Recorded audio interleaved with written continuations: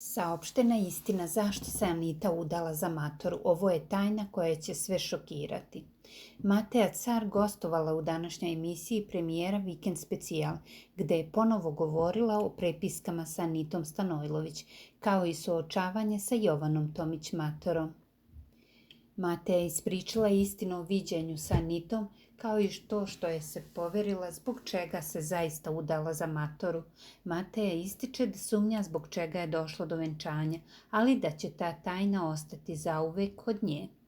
Bilo je planova da se vidimo. Matora je trebala na put u Japan. Rekla mi je onog momenta kada Matora poleti da slobodno mogu da dođem. Rekla mi je kada ostanem sami da će mi reći zašto se udala za Matoru.